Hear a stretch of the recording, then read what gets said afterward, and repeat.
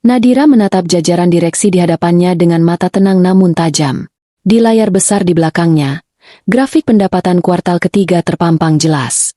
Nadira Wijaya, di usianya yang baru menginjak 36 tahun, adalah pendiri sekaligus CEO dari Nadia Group, sebuah konglomerasi yang bisnisnya merentang dari logistik, properti, hingga kini merambah ke teknologi finansial. Penampilannya hari ini, seperti hari-hari lainnya, sempurna.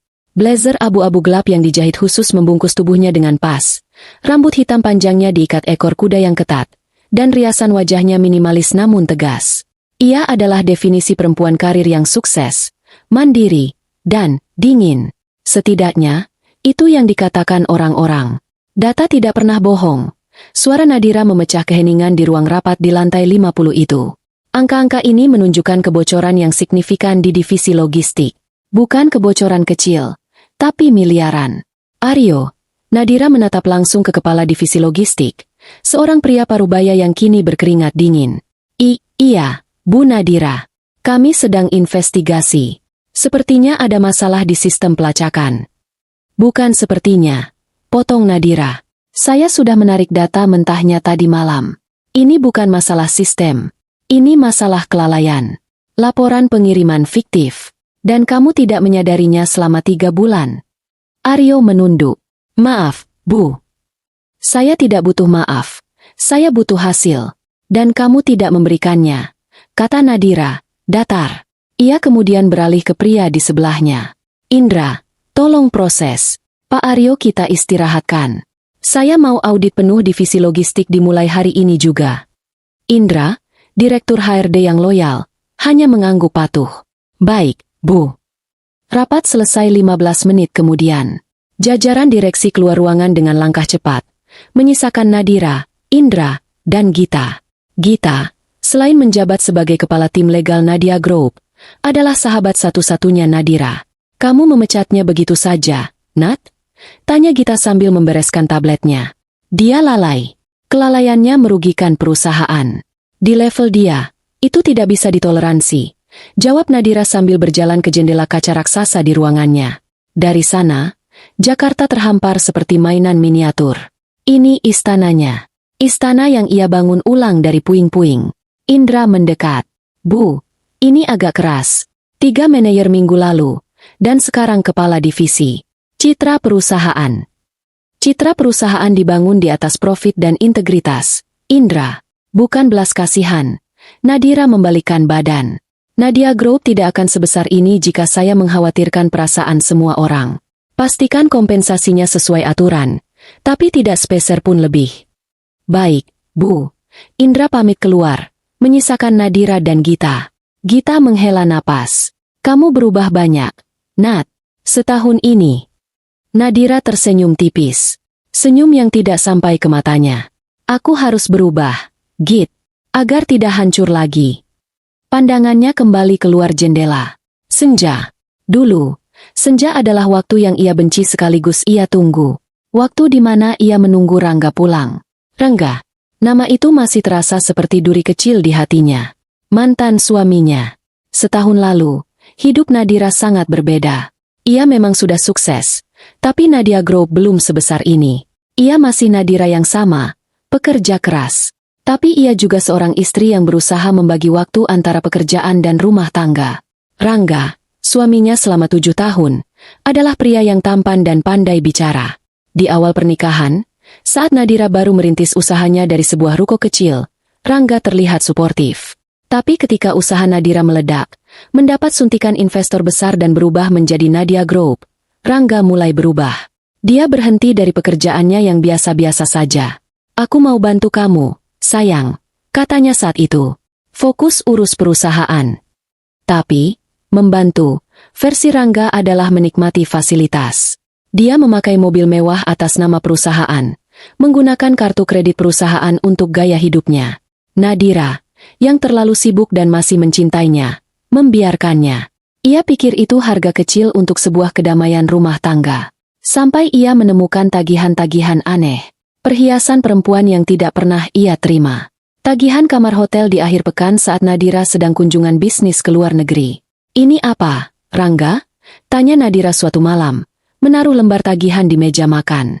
Rangga, yang sedang asyik bermain ponsel, mengelak. Itu buat klien, sayang. Menjamu klien. Klien siapa yang kamu jamu di toko perhiasan? Desak Nadira. Pertengkaran meledak. Rangga tidak punya jawaban. Jadi dia menyerang. Kamu tuh sibuk banget sih. Kamu lebih cinta sama laptopmu daripada aku. Aku kesepian. Wajar dong aku cari sedikit hiburan. Hiburan? Suara Nadira bergetar. Iya. Kamu tuh dingin. Kaku. Kayak robot.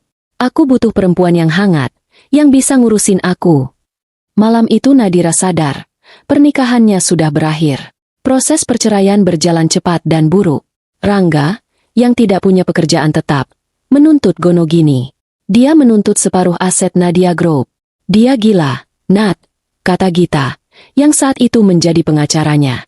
Dia tidak berkontribusi apa-apa di perusahaanmu. Nadira sudah terlalu lelah untuk berperang di dua front, di kantor dan di pengadilan. Kasih dia, kata Nadira pada Gita, suaranya mati. Kasih apartemen yang kami tempati. Kasih mobil yang dia pakai. Kasih dia uang tunai 5 miliar. Gita terbelalak. Nadira, itu. Asal dia tanda tangan surat perjanjian, tidak akan pernah mengganggu saya atau Nadia Group lagi selamanya. Saya mau dia nyah dari hidup saya. Saya mau membeli kedamaian saya, Git. Di hari penandatanganan surat cerai, Rangga datang dengan senyum sinis. Dia mendapatkan apa yang dia mau. 5 miliar, katanya sambil memegang pena. Nilai kamu cuma segini ya, Nat? Murah juga. Tapi cukuplah buat aku memulai hidup baru. Dengan seseorang yang jauh lebih hangat. Setelah menandatangani, dia menatap Nadira yang berdiri kaku di samping Gita. Lihat saja, Nadira. Kamu akan tua sendirian di istana SMU itu. Dikelilingi uangmu yang tidak bisa memelukmu. Sementara aku akan menemukan kebahagiaan sejati. Rangga pergi hari itu. Nadira hancur. Dia menangis semalam suntuk di apartemen kosong yang baru ia beli. Ia menghancurkan beberapa vas bunga. Ia berteriak. Lalu, keesokan paginya, dia bangun. Dia mandi. Dia memanggil Gita. Aku mau kamu urus legalitas pembentukan holding company. Aku mau ekspansi ke properti. Katanya di telepon. Suaranya serak tapi tegas. Sejak hari itu, Nadira yang lama telah mati. Dia bekerja 18 jam sehari. Dia menjual apartemen lama yang penuh kenangan buruk dan membeli penthouse mewah ini, di gedung yang sama dengan kantor pusat Nadia Group. Dia mengubah penampilannya. Dia tidak lagi mentolerir kesalahan, baik dalam bisnis maupun dalam hidup. Dia membangun istananya tinggi-tinggi, dengan tembok yang tebal. Dia menjadi tak tersentuh. Nat? Suara Gita membuyarkan lamunannya. Klien dari Jepang sudah dalam perjalanan ke restoran. Kamu jadi ikut, kan? Nadira mengangguk. Dia mengambil tas tangannya. Tentu, saya tidak pernah melewatkan kesepakatan bagus. Dia berjalan keluar ruangannya. Langkah kakinya mantap menggema di lantai marmer yang dingin. Dia adalah Nadira Wijaya. Dan tidak ada seorang pun yang bisa menghancurkannya lagi. Restoran itu adalah salah satu yang termahal di Jakarta. Terletak di puncak gedung pencakar langit, menawarkan pemandangan kota yang gemerlap tanpa gangguan. Nadira, Gita, dan Indra sudah duduk di area semi privat, menunggu klien mereka dari Jepang. Mereka sedikit terlambat, terjebak macet di Sudirman, kata Indra sambil mengecek ponselnya. Tidak masalah, ujar Nadira tenang. Ia menyesap air mineralnya. Suasana di restoran itu tenang, hanya terdengar denting pelan alat makan dan alunan musik klasik yang lembut. Nadira sedang mempelajari ulang proposal di tabletnya ketika sebuah suara tawa yang familiar, yang dibuat-buat agar terdengar berkelas namun gagal total, menusuk telinganya. Hahaha, sayang, kamu lucu sekali. Nadira membeku sesaat. Suara itu, suara yang sudah setahun ini tidak ia dengar secara langsung. Ia mengangkat kepalanya perlahan. Di seberang ruangan, tidak jauh dari area mereka, Rangga sedang berjalan masuk. Dia tidak sendiri. Dia menggandeng seorang perempuan muda yang cantik. Perempuan itu mengenakan gaun merah ketat yang terlihat mahal. Tapi entah kenapa, di mata Nadira, terlihat norak. Seolah perempuan itu sedang berusaha terlalu keras untuk terlihat kaya. Rangga tertawa lagi, lebih keras, sengaja menarik perhatian. Matanya menyapu ruangan, penuh kesombongan. Lalu, matanya bertemu dengan mata Nadira. Ekspresi Rangga berubah. Ada keterkejutan sesaat, yang langsung digantikan oleh senyum licik. Egonya terpanggil.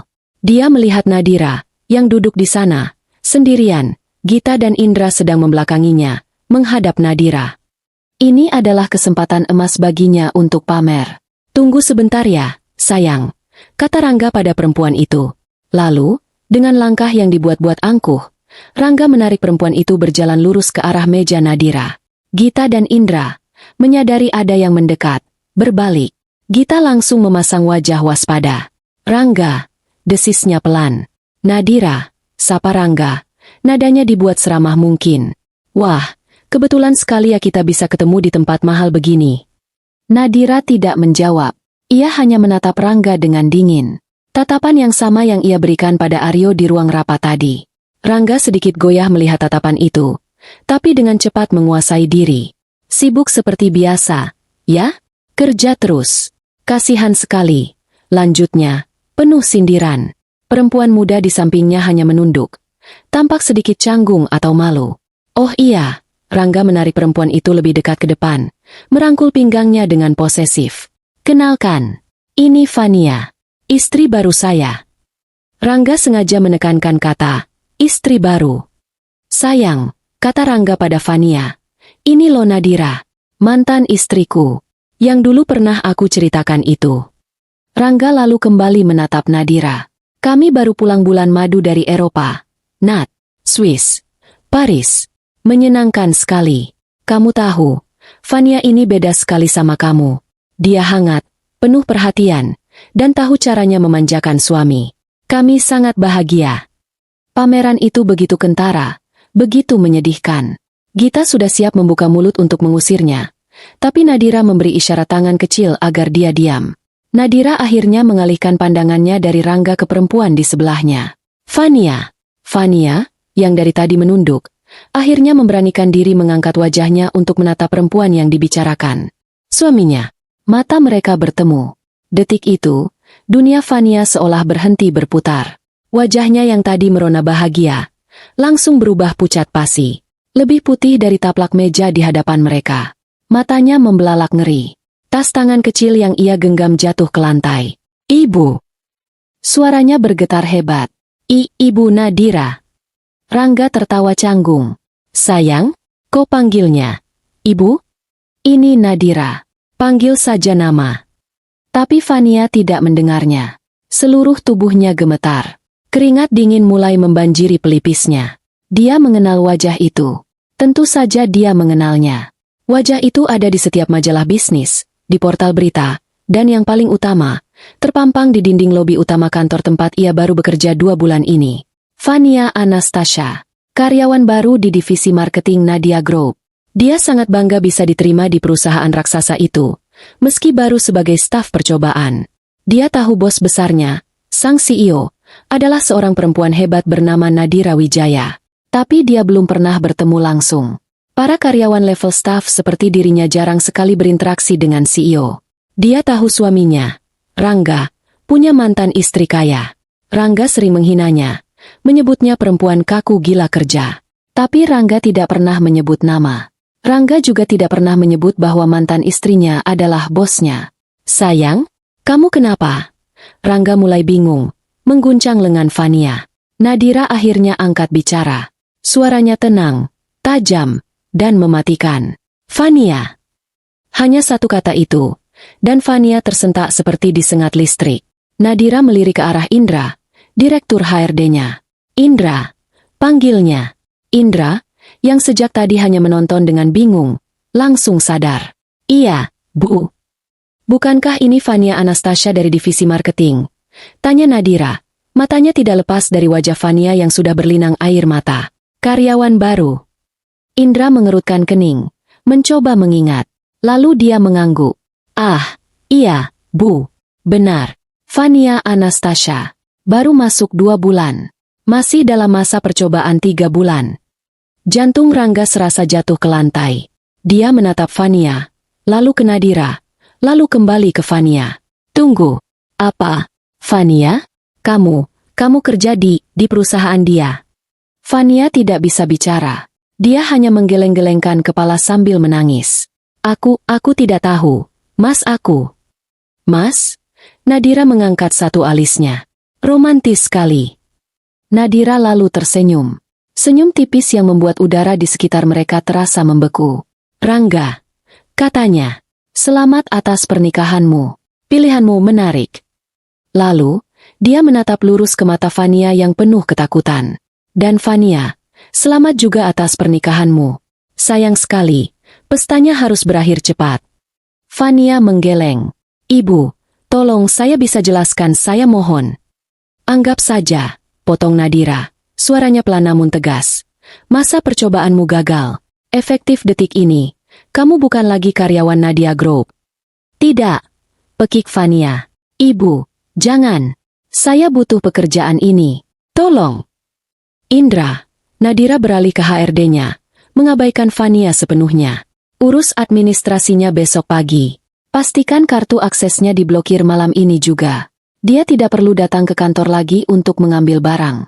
Suruh petugas keamanan mengepak barangnya dan kirim ke alamatnya.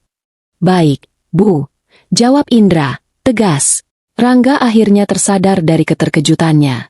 Amarah menggantikan rasa malunya. Nadira, kamu tidak bisa lakukan ini. Ini tidak adil. Kamu balas dendam. Balas dendam? Nadira menatap Rangga. Tidak. Rangga, ini namanya manajemen risiko. Saya tidak mau ada karyawan yang punya koneksi pribadi dengan orang yang punya sejarah buruk dengan perusahaan ini. Apalagi orang itu suaminya sendiri. Itu konflik kepentingan.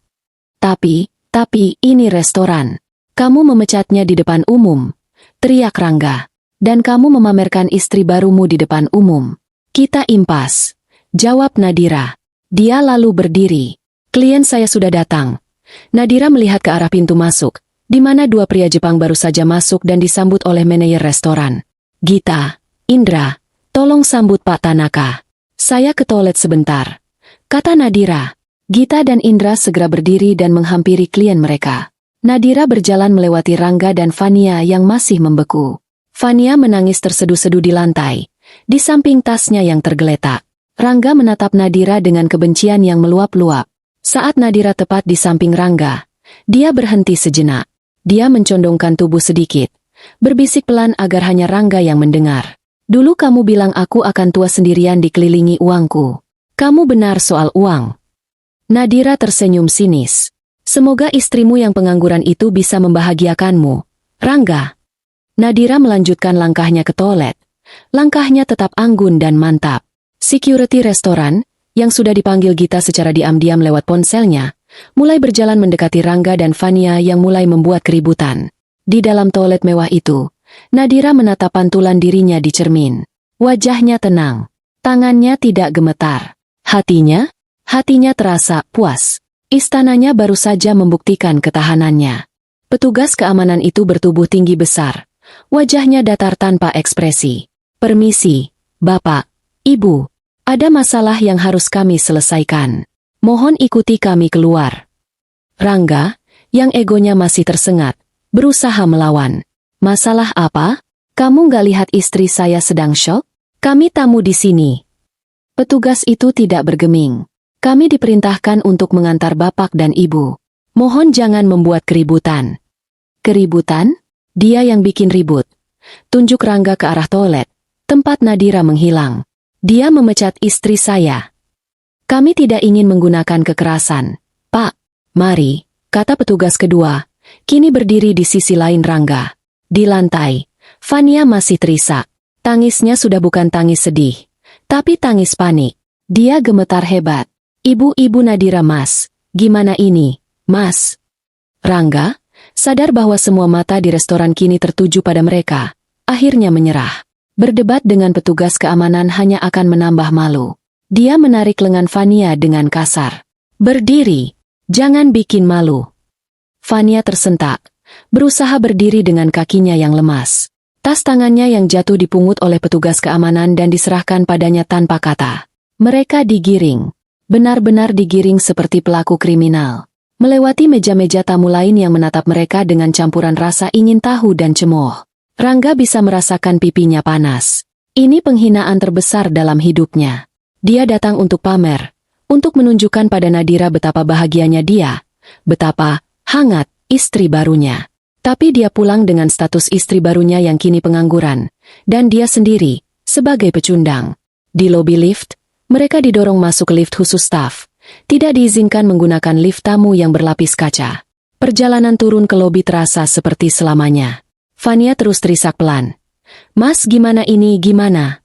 "Diam," bentak Rangga. "Kamu bikin malu dari tadi." Pintu lift terbuka di lobi parkir basement. Petugas keamanan itu mengantar mereka sampai ke mobil sedan Eropa milik Rangga. Mobil yang cicilannya belum lunas. "Selamat malam," kata petugas itu datar, sebelum berbalik badan dan pergi. Rangga membanting pintu mobil setelah mereka berdua masuk. Dia memukul setir dengan keras. "Sialan! Sialan! Nadira sialan!" Fania di sebelahnya masih menangis. "Mas, pekerjaanku, aku dipecat. Mas." Rangga menyalakan mesin dengan kasar dan menginjak pedal gas, membuat ban mobil berdecit di lantai parkir yang licin. "Kamu bodoh atau apa? Hah?" teriak Rangga, memecah keheningan di dalam mobil selain tangisan Fania. Fania terkejut. Kok aku yang disalahkan?" "Iya, kamu. Kenapa kamu bisa kerja di perusahaan dia? Kamu nggak tahu nama mantan istriku itu Nadira Wijaya?" "Hah? Kamu nggak pernah sebut nama lengkapnya," balas Fania. Tangisnya kini bercampur amarah. "Kamu cuma bilang namanya. Nadira. Nadira di Jakarta ini ada ribuan. Kamu bilang dia mantan istri kaya yang gila kerja. Kamu nggak pernah bilang dia itu CEO Nadia Group. Kalau aku tahu, aku nggak akan mau kerja di sana." "Oh, jadi salahku sekarang." Rangga membanting setir ke kanan, menyalip mobil di depannya. "Salahku kamu bisa diterima kerja di perusahaan sebesar itu? Kamu harusnya berterima kasih. Tapi kamu malah pamer wajahmu di depan dia." "Aku nggak pamer. Kamu yang menyeretku ke mejanya," pekik Fania.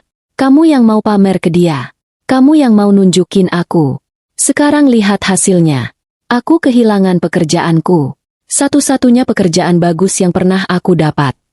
"Pekerjaan? Ya tinggal cari lagi. Apa susahnya?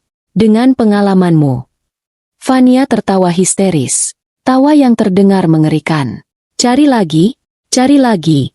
Mas, kamu nggak dengar tadi? Aku dipecat. Bukan resign. Dipecat di tempat. Di depan direktur HRD-nya. Namaku sudah hancur.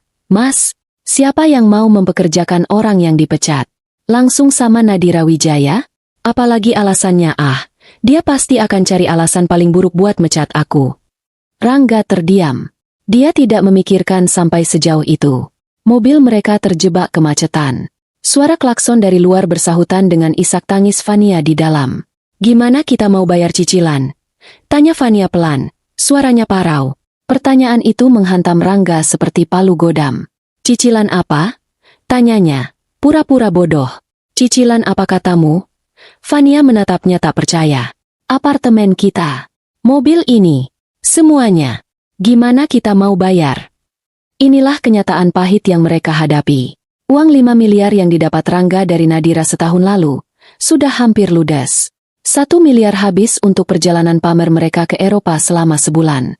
2 miliar dia pakai sebagai uang muka apartemen mewah di bilangan Jakarta Selatan. Apartemen yang cicilannya 50 juta sebulan. 500 juta dia pakai untuk uang muka mobil yang mereka kendarai sekarang, dengan cicilan 20 juta sebulan. Sisa 1,5 miliar menguap dengan cepat untuk membiayai gaya hidup mewah mereka, membeli pakaian branded untuk Fania, makan di restoran mahal, dan menutupi utang-utang kartu kredit Rangga sebelumnya. Rangga tidak punya pekerjaan tetap. Dia menyebut dirinya konsultan independen, yang kenyataannya berarti dia hanya maklar proyek-proyek kecil yang tidak menentu. Fania, di sisi lain, baru saja mendapatkan pekerjaan impiannya di Nadia Group. Gajinya 30 juta sebulan. Gaji itu yang mereka andalkan untuk menutupi biaya hidup sehari-hari dan membantu membayar cicilan-cicilan raksasa itu. Tanpa gaji Fania, mereka tamat. "Bulan depan cicilan apartemen jatuh tempo," bisik Fania. Ketakutan jelas terdengar di suaranya. "Uang kita di rekening tinggal berapa, Mas?" "Sisa uang dari Ibu Nadira." "Cukup. Jangan sebut nama dia lagi," bentak Rangga. "Kenapa?" "Takut. Takut karena sekarang kita nggak punya apa-apa," tantang Fania. "Uangmu tinggal sedikit, kan? Paling cuma cukup buat sebulan 2 bulan. Setelah itu apa? Kita bakal diusir dari apartemen. Mobil ini bakal ditarik. Diam. Aku bilang diam. Rangga memukul dashboard mobil. Aku bisa cari proyek. Aku. Proyek apa? Proyek apa, Mas? Selama setahun ini, berapa proyek yang kamu hasilkan? 0 besar. Kamu cuma hidup dari uang mantan istrimu. Dan sekarang, sumber uang kita satu-satunya sudah ditutup sama mantan istrimu juga. Mobil akhirnya tiba di lobi apartemen mewah mereka. Valet parking menyambut mereka dengan ramah. Tapi Rangga hanya melempar kunci mobil dengan kasar dan berjalan cepat masuk ke lobi. Fania berlari kecil menyusulnya. Lift berlapis kayu dan cermin itu terasa menyesakkan. Tidak ada yang bicara. Begitu pintu unit penthouse mereka terbuka, kemewahan palsu itu seolah menampar mereka. Apartemen 3 kamar tidur yang diisi perabotan mahal itu kini terasa dingin dan mengancam. Ini semua gara-gara kamu. Fania melempar tasnya ke sofa. Gara-gara kesombonganmu. Kamu masih terobsesi sama dia. Aku terobsesi. Rangga berbalik. Matanya merah. Kamu yang bodoh. Harusnya kamu tahu. Harusnya kamu cek siapa pemilik perusahaan tempat kamu kerja. Mana aku tahu nama Wijaya di belakangnya itu nama dia. Aku kira itu nama bapaknya atau suaminya. Sekarang kamu tahu, kan? Suaminya itu aku. Bukan. Mantan suaminya. Terus gimana, Mas? Fania duduk di sofa. Tangisnya sudah kering, digantikan keputusasaan. Gimana nasib kita? Aku nggak mungkin dapat kerja lagi dalam waktu dekat. Di blacklist sama Nadia Group itu artinya kiamat buat karierku di bidang marketing. Rangga mondar-mandir di ruang tamu. Otaknya buntu. Dia tidak punya rencana cadangan. Selama ini dia hidup dalam ilusi bahwa dia telah menang. Dia mendapatkan uang. Dia mendapatkan istri baru yang muda dan cantik. Dia pikir dia sudah mengalahkan Nadira. Tapi malam ini, Nadira menunjukkan siapa pemenangnya. Dengan satu kalimat, dia menghancurkan fondasi hidup baru Rangga. Dia nggak mungkin sekejam itu, kata Rangga, lebih untuk meyakinkan dirinya sendiri. Paling besok dia sudah tenang. Kamu bisa datang ke kantornya. Minta maaf. Merayu dia. Fania menatapnya nanar. Minta maaf? Merayu? Kamu pikir dia siapa? Dia itu bukan perempuan bodoh yang bisa dirayu. Mas, kamu lihat matanya tadi? Itu mata pembunuh. Dia benci kita. Dia benci kamu. Dan sekarang dia benci aku. Terus kita harus gimana? Pasrah. Aku nggak tahu, teriak Fania. Aku nggak tahu. Kamu suaminya. Kamu yang harusnya cari jalan keluar. Kamu yang bawa aku ke masalah ini. Rangga terdiam. Dia berjalan ke bar kecil di sudut ruangan, menuang segelas whisky dengan tangan gemetar. Dia menenggaknya sekali teguk. Rasa panas minuman itu tidak sebanding dengan rasa panas di dadanya. Malam itu, di apartemen mewah mereka, tidak ada lagi tawa bahagia. Yang ada hanya keheningan yang mencekam, diselingi suara isak tangis tertahan Fania dari dalam kamar. Rangga duduk sendirian di ruang tamu yang gelap, menatap lampu-lampu kota yang ironisnya sama indahnya dengan pemandangan dari jendela kantor Nadira. Dia sadar, ini bukan akhir. Ini baru permulaan. Permulaan dari penderitaan mereka. Dan Nadira, mantan istrinya yang dingin itu, sedang memegang kendalinya. Pukul 8 pagi. Nadira sudah berada di kantornya. Secangkir kopi hitam mengepul pelan di atas mejanya. Ia tampak segar, seolah insiden semalam tidak pernah terjadi. Semalam, setelah pertemuan dengan klien Jepang selesai dengan sukses, dia pulang, tidur nyenyak 8 jam. Dia sedang meninjau laporan keuangan mingguan ketika interkom di mejanya berbunyi. Bu Nadira, Pak Indra dan Bu Gita sudah tiba. Suara sekretarisnya terdengar jelas. Suruh mereka masuk. Pintu ruangannya terbuka. Indra, sang direktur HRD, masuk dengan membawa map. Gita, sahabat sekaligus kepala legalnya, masuk dengan tablet di tangan dan senyum tipis di wajahnya. Pagi, Nat. Sapa Gita, duduk di kursi di depan meja Nadira. Indra duduk di sebelahnya. Pagi, jawab Nadira, menutup laporan keuangannya. Kalian tahu kenapa saya panggil pagi-pagi? Indra berdeham. Soal Fania Anastasia, Bu. Nadira mengangguk. Tepat. Indra, saya mau kamu lakukan sesuatu untuk saya. Ini bukan prosedur pemecatan biasa karena masa percobaan gagal. Indra menatapnya. Siap mencatat.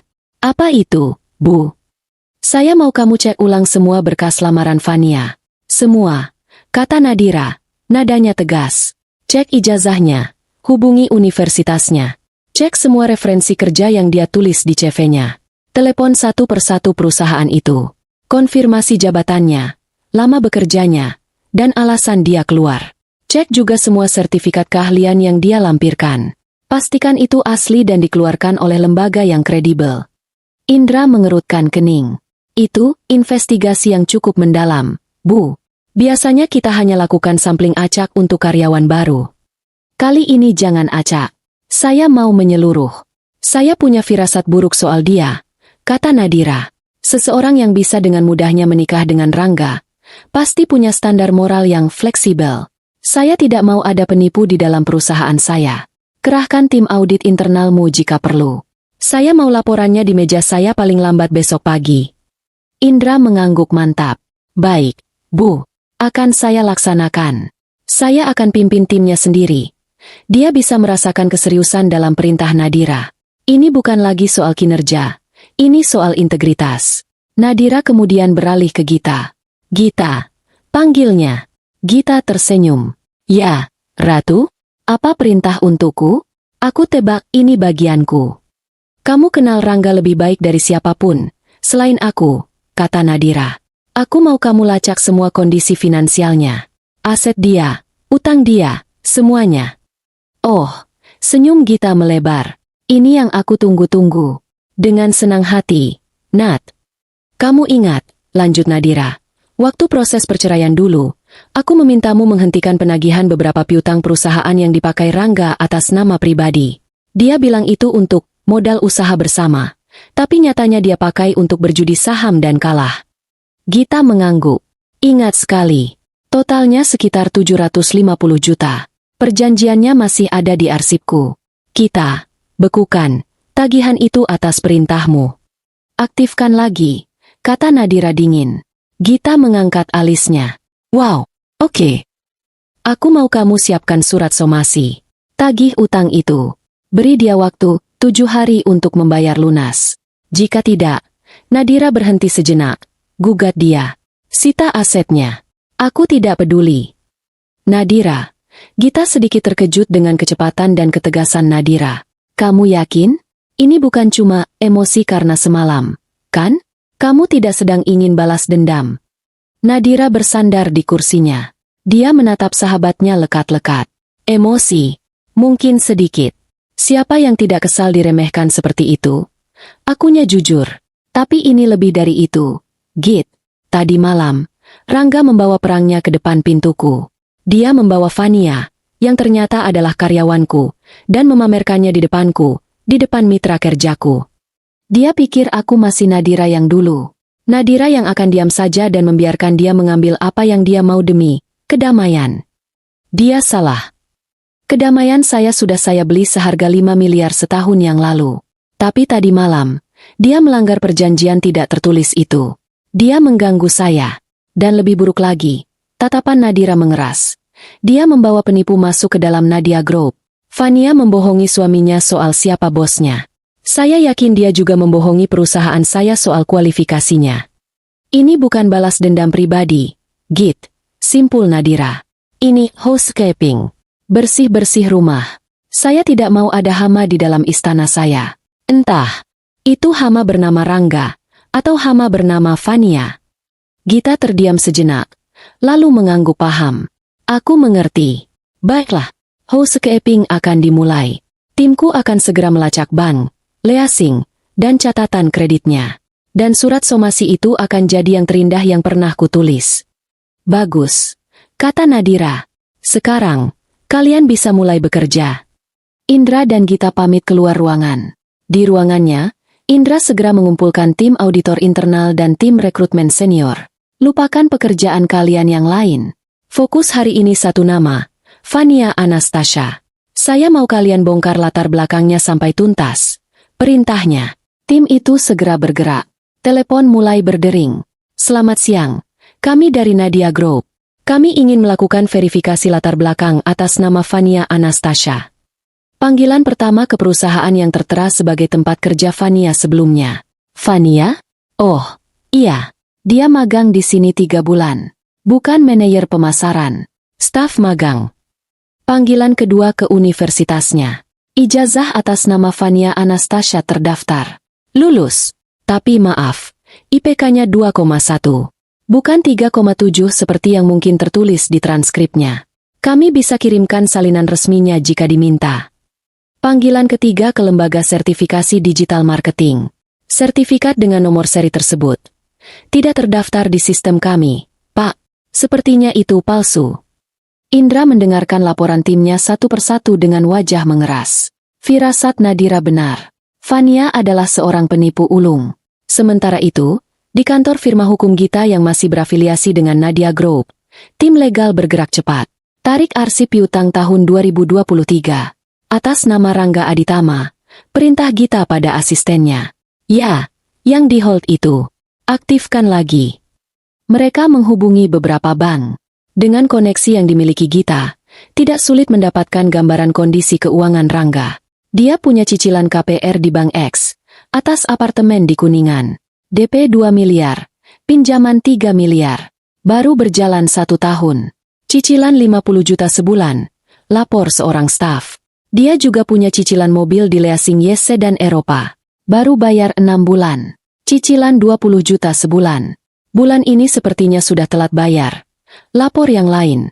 Kartu kreditnya di Bank Z. Limitnya hampir penuh. Total tagihan tertunggak 100 juta. Gita tersenyum miring. Hidup dari utang. Dia benar-benar menggali kuburnya sendiri. Dan dia tidak tahu, skopnya aku yang pegang. Baik. Siapkan surat somasi penagihan utang perusahaan. 750 juta rupiah. Plus bunga keterlambatan selama setahun sesuai kontrak. Perintah Gita. Kirim ke alamat apartemennya di Kuningan. Pakai kurir premium. Pastikan dia terima langsung hari ini. Menjelang sore hari, 2 laporan terpisah sudah jadi.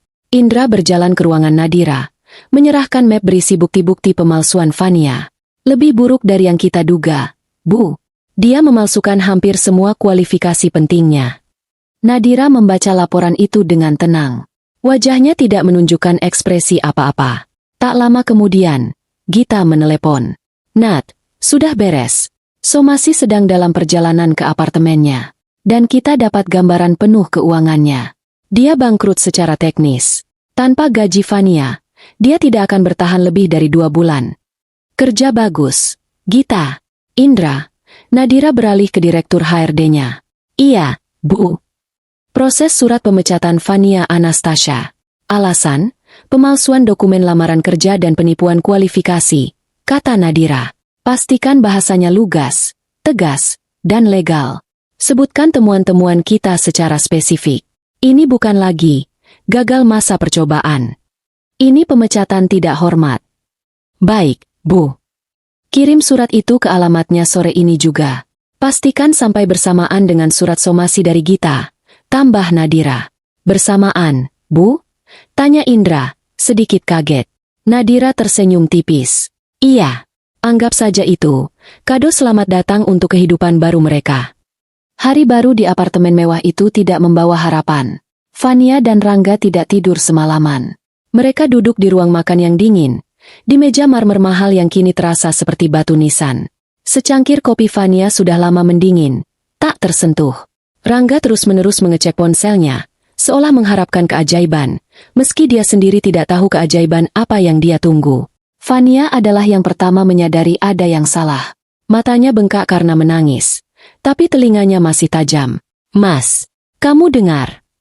Apa? Tanya Rangga kesal. Ponselku. Dari tadi, gak ada notifikasi, kata Fania pelan. Dia mengambil ponselnya. Biasanya, jam segini ponselnya akan ramai. Email-email pekerjaan, grup WhatsApp kantor, notifikasi LinkedIn. Tapi pagi ini, ponselnya sunyi senyap. Dia mencoba membuka aplikasi email kantornya. Koneksi gagal. Akun Anda tidak ditemukan. Dia mencoba membuka aplikasi chat internal perusahaan. Akun Anda telah dinonaktifkan. Mas, suaranya bergetar. Kartu aksesku sudah diblokir. Aku benar-benar sudah. Belum selesai dia bicara, bel apartemen berbunyi. Suara nyaring yang membuat mereka berdua tersentak. Rangga dan Fania berpandangan. Siapa? Bisik Fania. Mana aku tahu, gerutu Rangga. Dia berjalan ke interkom video. Di layar, seorang kurir berseragam rapi berdiri memegang 2 amplop coklat tebal. Rangga menekan tombol. Ya. Permisi, Bapak Rangga. Ada kiriman dokumen untuk Bapak Rangga Aditama dan Ibu Fania Anastasia, kata kurir itu sopan. Taruh saja di kotak surat, kata Rangga. Tidak bisa, Pak. Ini dokumen penting. Harus tanda tangan penerima langsung. Rangga mengumpat pelan. Dia tidak punya pilihan selain turun ke lobi atau membiarkan kurir itu naik.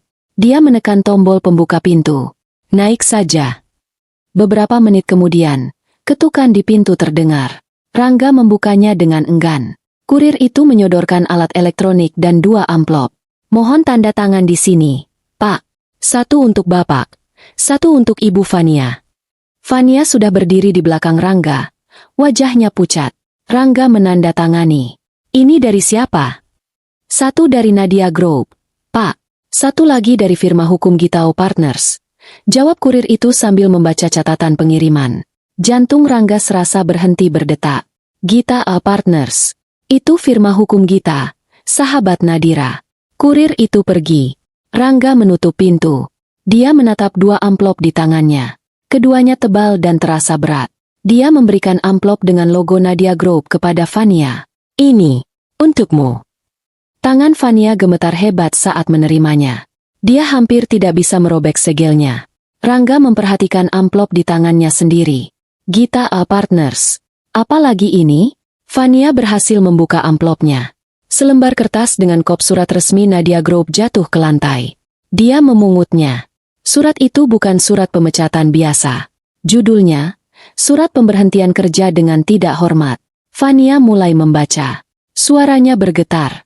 Kepada saudari Fania Anastasia. Bacanya pelan. Berdasarkan hasil audit internal dan verifikasi data yang dilakukan oleh tim HRD dan divisi audit Nadia Group pertanggal.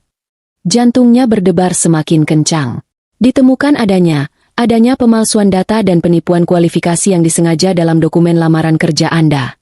Apa? Rangga mendekat, ikut membaca surat di tangan Fania. Surat itu merinci semuanya dengan bahasa legal yang dingin dan tanpa ampun. 1. Pemalsuan referensi kerja. Anda mencantumkan jabatan sebagai asisten manajer pemasaran di perusahaan XYZ selama 2 tahun. Hasil verifikasi kami dengan HRD perusahaan tersebut menyatakan status Anda adalah karyawan magang selama 3 bulan. 2. Pemalsuan data akademik. Anda mencantumkan indeks prestasi kumulatif, IPK, 3,75 dari Universitas ABC. Hasil verifikasi resmi dari pihak rektorat menyatakan IPK Anda saat lulus adalah 2,10. 3. Pemalsuan sertifikat keahlian. Anda melampirkan 3 sertifikat keahlian digital marketing dari lembaga D, E, dan F. Hasil pengecekan kami ke lembaga-lembaga tersebut menyatakan bahwa nomor seri sertifikat yang Anda lampirkan tidak terdaftar dan dinyatakan palsu. Fania terduduk lemas di lantai. Surat itu terlepas dari genggamannya. Nggak mungkin mereka mengeceknya. Rangga menatap Fania dengan ngeri. Bukan ngeri karena surat itu, tapi ngeri karena Fania. Fania? Ini benar. Fania tidak menjawab. Dia hanya menunduk. Tubuhnya gemetar hebat. Fania, jawab aku. Teriak. Rangga, kamu memalsukan semua ini. Fania akhirnya mengangkat wajahnya. Air mata sudah membanjiri pipinya. Aku terpaksa, Mas. Aku cuma magang di sana. IPK-ku kecil. Aku nggak akan pernah bisa dapat kerja di perusahaan besar kalau aku jujur. Jadi kamu bohong. Suara Rangga meninggi. Kamu bohong ke aku juga? Kamu bilang kamu manajer di tempat lama. Aku bohong ke semua orang, pekik Fania histeris. Aku capek hidup susah. Aku mau jadi orang kaya. Aku mau hidup enak. Makanya waktu ketemu kamu, kamu bohongin aku juga, desis Rangga. Dia sadar sekarang. Fania, istri barunya yang hangat dan polos, ternyata adalah seorang penipu ulung. Dia menipunya, sama seperti dia menipu Nadia Group. Dan Nadira tahu, bisik Rangga. Dia tahu. Dia mencarinya. Dia sengaja. Ini semua karena kamu. Fania kembali menyalahkannya. Kalau kamu nggak pamer di depan dia nggak akan peduli. Dia nggak akan repot-repot mengecek CV karyawan baru level staff kayak aku. Ini semua salahmu. Salahku? Rangga tertawa sinis. Salahku kamu itu penipu? Jadi ini alasannya kamu panik sekali semalam? Bukan cuma karena dipecat, tapi karena kamu takut kebohonganmu terbongkar. Rangga merasakan gelombang mual. Dia menikahi seorang pembohong. Lalu, dia teringat amplop di tangannya. Gita A Partners. Dengan perasaan yang jauh lebih berat, dia merobek amplop kedua. Isinya lebih tebal. Lembar pertama adalah surat pengantar. Perihal, somasi penagihan utang. Mata Rangga membelalak. Kepada YTH, Bapak Rangga Aditama. Kami, Gita A Partners, selaku kuasa hukum dari PT Nadia Group, dengan ini menyampaikan surat somasi sehubungan dengan adanya kewajiban utang piutang yang belum Bapak selesaikan. Berdasarkan perjanjian tertanggal yang Bapak tanda tangani di atas meterai, Bapak memiliki utang bisnis yang digunakan untuk kepentingan pribadi, yang seharusnya dibayarkan kembali kepada perusahaan, sejumlah 750 juta rupiah, 750 juta rupiah. Utang tersebut, lanjut Rangga membaca dengan napas tercekat, telah dibekukan sementara oleh klien kami atas dasar itikat baik pasca perceraian. Namun, mengingat itikat baik tersebut tidak dihargai, klien kami memutuskan untuk mengaktifkan kembali penagihan ini. Kami menambahkan bunga keterlambatan sesuai perjanjian sebesar, sehingga total kewajiban Bapak per hari ini adalah 925 juta rupiah, 925 juta rupiah. Apa? Rangga terduduk di sofa. Kakinya lemas. 925 juta. Kami memberikan Bapak waktu 7 hari kalender sejak surat ini diterima untuk melunasi seluruh kewajiban tersebut ke rekening.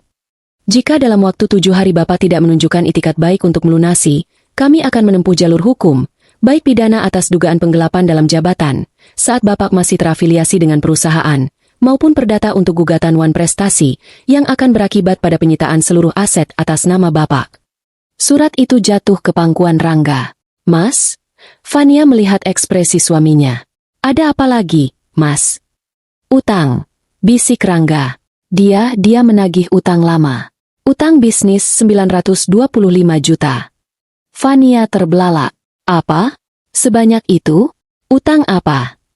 Bukan urusanmu, bentak Rangga. Dia panik. Seluruh tubuhnya dingin. 7 hari, dia kasih aku waktu 7 hari. Ohnya, uangnya di bank tinggal berapa? Sisa dari 5 miliar itu, mungkin tinggal 800 juta. Itu pun harus untuk membayar cicilan apartemen dan mobil bulan ini. Jika dia membayar utang itu, dia tidak punya apa-apa lagi. No. Dan Fania, sumber pendapatannya, baru saja kehilangan pekerjaan. Lebih buruk, Fania, yang masih sesenggukan, mengambil ponselnya. Dia harus bergerak cepat. Dia tidak peduli dengan Rangga. Dia harus menyelamatkan dirinya sendiri. Dia membuka LinkedIn. Dia membuka kontak WhatsApp-nya. Dia mulai menghubungi semua headhunter dan rekan kerja lama yang dia kenal. Halo, Mbak Sinta? Ini Fania. Apa kabar? Iya nih, aku baru available. Oh, suara di seberang terdengar dingin. Fania, ya, maaf ya, Van. Di tempatku lagi hearing freeze. Telepon ditutup. Fania mengerutkan kening. Sinta biasanya sangat ramah. Dia menelepon lagi. Halo, Pak Budi? Ini Fania. Pak, di perusahaan Bapak lagi ada lowongan marketing, kan? Fania Anastasia. Suara Pak Budi terdengar ragu. Yang baru keluar dari Nadia Group itu, ya? Beritanya cepat sekali menyebar. Iya, Pak. Saya memutuskan cari tantangan baru. Fania, potong Pak Budi, suaranya serius. Saya nggak tahu kamu ada masalah apa sama Bu Nadira. Tapi terus terangnya, pagi ini, semua agensi headhunter terbesar dan beberapa grup HRD perusahaan multinasional dapat email, semacam peringatan. Jantung Fania berhenti berdetak. Peringatan apa, Pak? Peringatan dari divisi legal Nadia Group. Tentang pemalsuan dokumen lamaran kerja atas nama kamu. Lengkap dengan rincian temuan audit mereka. Kata Pak Budi pelan. Fania, nama kamu sudah di blacklist. Ponsel itu terlepas dari genggaman Fania. Jatuh ke lantai marmer dengan suara keras. Blacklist. Pak Budi. Halo? Tapi Fania tidak lagi bicara. Dia menatap Rangga dengan mata kosong. Mas. Apa lagi? Sentak Rangga, yang masih pusing memikirkan utangnya. Namaku. Bisik Fania. Namaku di blacklist. Nadia Group mengirim email ke semua perusahaan. Mereka bilang aku penipu. Mereka melampirkan buktinya. Rangga terdiam. Fania tertawa. Tawa pelan yang terdengar lebih seperti rintihan. Habis. Karirku habis. Gak ada yang mau mempekerjakan aku lagi. Selamanya. Dia tidak hanya dipecat. Dia dieksekusi secara profesional. Nadira tidak hanya menutup satu pintu untuknya. Dia membakar seluruh rumahnya. Fania merangkak ke sudut ruangan, memeluk lututnya, dan mulai menangis tanpa suara. Tangisan putus asa yang paling dalam. Rangga menatapnya. Lalu dia menatap surat somasi di tangannya. Dia dihadapkan pada seorang istri yang kini menjadi beban total. Seorang penipu yang karirnya sudah mati. Dan dia dihadapkan pada utang hampir 1 miliar rupiah dengan tenggat waktu 7 hari. Ini bukan lagi pameran di restoran. Ini adalah perang. Dan dia baru saja menyadari, dia tidak punya senjata apa-apa. 3 hari berlalu seperti dalam mimpi buruk. Apartemen mewah itu terasa seperti penjara yang mencekik. Fania tidak beranjak dari kamar tidur. Dia hanya berbaring, menatap langit-langit. Sesekali menangis pelan, lalu diam lagi. Dia menolak makan, menolak bicara. Dia adalah cangkang kosong dari perempuan cantik dan ambisius yang dinikahi Rangga. Rangga, di sisi lain, berada dalam mode panik total. Dia tidak bisa diam. Dia harus bergerak. 7 hari. Utang 925 juta. Dia mencoba berpikir jernih. Oke, aset. Dia punya apa? Apartemen ini? Masih kredit. Mobil? Masih kredit. Dia tidak punya apa-apa selain sisa uang Nadira di bank, yang jumlahnya bahkan tidak cukup untuk menutupi utang itu. Dia harus mencari pinjaman. Dia mengambil ponselnya. Dia membuka daftar kontaknya. Ratusan nama ada di sana. Teman-teman berpesta, rekan bisnis, kenalan-kenalan yang dia traktir di klub malam termahal. Dia menelepon yang pertama. Dion, seorang pengusaha properti kecil yang sering dia ajak main golf. Halo, Bro Dion, sapa Rangga, berusaha terdengar senormal mungkin. Rangga, tumben. Bro, apa kabar istri baru? Makin mesra aja nih. Sapa Dion dari seberang. Hahaha, iya, dong. Gini, bro, terus terang aja nih. Gue lagi ada kebutuhan mendadak. Proyek gue ada yang nyangkut. Gue butuh dana talangan cepat. Nggak banyak. Pinjam 300 juta aja. Minggu depan gue balikin. Kata Rangga, berbohong. Ada jeda hening sejenak. 300? Waduh. Enggak. Bukannya nggak mau bantu, bro. Tapi gue juga lagi seret banget ini. Proyek apartemen gue lagi mandek. Boro-boro pinjamin.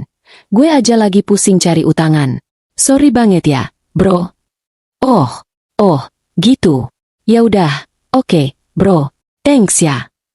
Yoi. Sorry ya. Telepon ditutup. Rangga menggeram pelan. Dia beralih ke nama berikutnya. Reza. Importir mobil mewah. Gimana? Sehat? Sehat. Enggak. Kenapa? Nih. Rangga mengulang ceritanya. Butuh dana talangan. Kali ini dia turunkan angkanya. 200 juta aja. Lusa gue ganti. Yah, Rangga. Telat, bro. Gue baru aja masukin barang baru dari Jepang. Duit gue muter semua di sana. Nggak pegang cash sama sekali. Maaf banget. Enggak. Oke. Ipe. Dia menelepon lagi. Dan lagi. Dan lagi. Jawabannya semua sama. Lagi seret, bro. Proyek ditunda. Baru bayar pajak.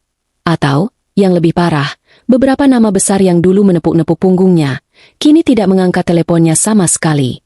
Panggilan masuk ke voicemail. Setelah 2 jam dan 20 panggilan telepon, Rangga melempar ponselnya ke sofa. Nol besar. Teman-teman pestanya menghilang saat dia butuh uang. Dia putus asa. Dia harus mencoba jalur profesional. Bang. Dia punya kenalan manajer kredit di salah satu bank swasta besar. Sebut saja namanya Fajar. Dulu Fajar sering membantunya mengurus kartu kredit limit tinggi. Halo, Jar. Rangga ini. Pak Rangga. Apa kabar? Pak? Lama nggak kelihatan. Gimana, Pak? Mau upgrade kartu kredit lagi? Sapa Fajar, ramah seperti biasa. Hahaha, bukan, Jar. Ini. Aku lagi butuh dana segar. Bridging loan aja. Cepat. Buat proyek. Sekitar 500 juta. Bisa dibantu, kan? Data-dataku kan bagus di tempat kalian. Di seberang, Fajar terdiam sejenak. Keramahannya sedikit luntur. 500 juta. Ya, Pak. Begini, Pak Rangga. Kebetulan sistem kami baru saja melakukan peninjauan profil kredit Bapak. Jantung Rangga mulai berdebar tidak enak. Maksudnya? Iya. Jadi, kami dapat laporan. Ada beberapa tunggakan kartu kredit Bapak di bank lain yang sudah lewat jatuh tempo. Dan ada tunggakan cicilan kendaraan juga ya, Pak, di Leasingye. Rangga tercekat. Itu cuma telat bayar biasa. Baru bulan ini. Iya, Pak. Tapi masalahnya, sistem kami juga mendeteksi ada tagihan utang perusahaan yang baru diaktifkan atas nama Bapak. Jumlahnya cukup signifikan. Dari Nadia Group. Rangga lemas. Kamu tahu. Kami tahu, Pak. Semua lembaga keuangan yang terdaftar di BI Checking tahu, kata Fajar. Nadanya kini profesional dan dingin. Terus terang, Pak Rangga, dengan adanya tagihan sengketa sebesar itu dan riwayat tunggakan di beberapa tempat skor kredit Bapak langsung jatuh. Jadi? Tanya Rangga, takut mendengar jawabannya. Maaf, Pak Rangga. Untuk saat ini, kami tidak bisa menyetujui pengajuan pinjaman baru dalam bentuk apapun. Nama Bapak sudah di flag merah di sistem kami. Bapak masuk kategori kredit berisiko tinggi. Flag merah. Berisiko tinggi. Rangga menutup telepon tanpa pamit. Dia akhirnya sadar. Ini bukan kebetulan. Nadira tidak hanya menyerangnya secara pribadi. Dia menyerang sistem pendukungnya. Gita, dengan posisinya sebagai pengacara, pasti sudah melaporkan sengketa utang ini ke BI Checking, sekarang Slick OJK. Tindakan itu, dikombinasikan dengan tunggakan-tunggakan kecilnya, langsung menghancurkan reputasi kreditnya. Nadira, melalui Gita, telah menginformasikan seluruh dunia perbankan bahwa Rangga Aditama adalah orang yang beracun secara finansial. Dia tidak bisa meminjam uang dimanapun. Dia terjebak. Dia sedang merenungi nasibnya ketika bel pintu kembali berbunyi. Rangga mengintip dari interkom. Bukan kurir. Seorang pria mengenakan kemeja polo berlogo perusahaan Leasing. Pria itu membawa map dan didampingi dua orang berbadan tegap di belakangnya. Rangga panik. Dia tahu untuk apa mereka datang. Dia tidak mau buka pintu. Pria itu menekan bel lagi. Lalu dia menelepon ponsel Rangga. Selamat siang, Bapak Rangga Aditama? Kami dari Leasingye, kami ada di depan unit Bapak. Saya sedang tidak di rumah. Bohong Rangga. Kami tahu Bapak ada di dalam. Kami sudah konfirmasi dengan security. Pak, mohon kerjasamanya. Jika Bapak tidak kooperatif, kami terpaksa menjalankan prosedur penarikan paksa. Rangga mengumpat.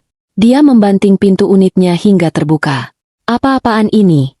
Saya cuma telat bayar 2 bulan. Pria berpolo itu tidak terintimidasi. Selamat siang, Pak. Betul. Tapi sesuai surat perjanjian kredit kita, klausul 12B, dia membuka mapnya. Pihak Leasing berhak melakukan penarikan unit kapan saja untuk mengamankan aset, jika debitur terindikasi memiliki kredit macet di lembaga keuangan lain atau terjerat kasus hukum yang berpotensi gagal bayar. Kasus hukum apa? Saya nggak ada kasus hukum. Kami baru mendapat laporan skor kredit terbaru Bapak. Bapak memiliki sengketa utang senilai hampir 1 miliar rupiah yang akan segera masuk ke pengadilan. Bagi kami, itu sudah cukup menjadi alasan untuk menarik unit kami, kata pria itu tegas. Tim derek kami sudah menunggu di bawah. Mata Rangga memerah. Kalian nggak bisa lakukan ini. Kami bisa, Pak. Ini surat perintahnya. Mohon serahkan kunci mobilnya. Rangga ingin melawan. Tapi dua pria di belakang petugas itu maju selangkah. Dia kalah jumlah. Dia kalah segalanya. Dengan tangan gemetar karena marah dan malu, Rangga masuk ke dalam, mengambil kunci mobil mewahnya, dan melemparnya ke lantai di depan petugas itu. Puas kalian. Petugas itu memungut kuncinya. Terima kasih atas kerjasamanya. Pak, selamat siang. Mereka berbalik dan pergi. Rangga berlari ke jendela besar di ruang tamunya. Jendela yang menghadap ke lobi utama apartemen. Dan di sanalah dia melihatnya. Tontonan yang memalukan. Di bawah, di lobi apartemennya yang mewah, di depan para petugas valet dan security yang biasanya sangat menghormatinya, sedan Eropa mengkilapnya sedang diangkut ke atas truk derek. Dia bisa melihat beberapa penghuni lain berhenti sejenak, menatap, dan berbisik-bisik. Mobilnya ditarik. Di depan umum, dia membanting tinjunya ke kaca jendela. Nadira AAA, teriaknya, frustrasi. Dia berbalik, masuk ke kamar. Fania masih di posisi yang sama, berbaring miring membelakanginya. Mereka ambil mobilnya, teriak Rangga, butuh pelampiasan. Mereka tarik mobilnya. Van, kamu dengar? Fania berbalik pelan. Matanya kosong dan bengkak. Dia menatap Rangga tanpa emosi.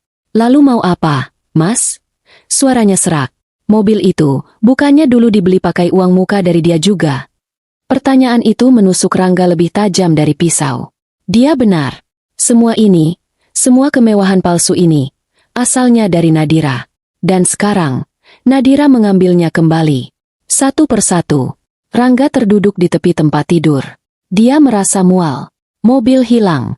Teman-teman hilang. Akses ke bank hilang. Istri jadi beban. Dan tenggat waktu 7 hari itu, tinggal 4 hari lagi. Dia tidak punya pilihan lain. Dia mengambil ponselnya. Dia menggulir kontaknya, melewati semua nama penting, sampai ke satu nama yang sudah lama tidak dia hubungi. Ibu. Dia menekan tombol panggil. Jantungnya berdebar. Halo? Rangga? Tumben. Nak, ada apa? Suara ibunya terdengar di seberang. Ibu. Suara Rangga bergetar. Dia menelan ludahnya, membuang semua harga dirinya. Ibu, aku butuh bantuan. Bantuan apa? Kamu sakit? Uang, Bu. Aku butuh pinjam uang. Banyak. Uang? Pinjam? Rangga, kamu kan sudah kaya raya. Kamu baru menikah lagi. Bulan madu ke Eropa. Masa kamu pinjam uang sama ibu? Itu beda ceritanya. Bu, aku ada masalah. Aku butuh 750 juta. Cepat. Hening. Ibunya terdiam lama sekali. 750 juta. Suara ibunya terdengar kaget. Kamu gila, Rangga? Ibu punya uang dari mana sebanyak itu? Uang pensiun bapakmu saja pas-pasan cuma cukup buat makan dan obat. Tapi, Bu, aku dijebak. Nadira mau menghancurkan aku. Bu, dia menagih utang lama. Dia. Nadira? Suara ibunya berubah. Rangga. Dulu, almarhum bapakmu sudah pernah bilang, kamu itu menyia-nyiakan berlian demi batu kali. Nadira itu anak baik, pekerja keras. Kamu yang menyakitinya. Tapi, Bu, dia jahat. Dia. Cukup, Rangga. Potong ibunya. Ibu tidak punya uang sebanyak itu. Dan ibu tidak mau ikut campur urusan kalian. Kamu sudah dewasa. Kamu yang memulai masalah ini dengan meninggalkan dia. Sekarang, kamu selesaikan masalahmu sendiri. Ibu, jangan tutup. Ibu. Klik. Telepon ditutup. Rangga menatap ponsel di tangannya. Ibunya sendiri, menutup telepon. Dia benar-benar sendirian sekarang. Dia melihat ke arah Fania yang kembali membelakanginya. Dia melihat sekeliling kamar apartemen yang mewah itu. Ini bukan lagi istananya. Ini adalah jebakan. Jebakan mahal yang dibangun Nadira untuknya. Dan dia baru sadar, Nadira tidak akan berhenti hanya dengan mobil atau utang 700 juta itu. Dia akan mengambil semuanya. Sampai Rangga tidak punya apa-apa lagi. Hari ke-7. Rangga menatap kalender di ponselnya, satu-satunya barang berharga yang belum dia jual, dengan tatapan kosong. Hari ini adalah tenggat waktu pembayaran utang 925 juta itu. Dia tidak punya uangnya. Sisa dana di rekeningnya, sekitar 800 jutaan, tidak bisa dia sentuh. Dia sudah mencobanya 3 hari lalu. Dia pergi ke ATM untuk menarik uang tunai, membeli makanan. Kartu ditolak. Transaksi tidak dapat diproses. Dia menelepon bank. Suara operator yang ramah menjelaskan dengan bahasa birokrasi yang dingin. Mohon maaf, Bapak Rangga. Rekening Anda dengan nomor telah dibekukan sementara. Ada surat penetapan sita jaminan dari Pengadilan Negeri Jakarta Selatan yang kami terima.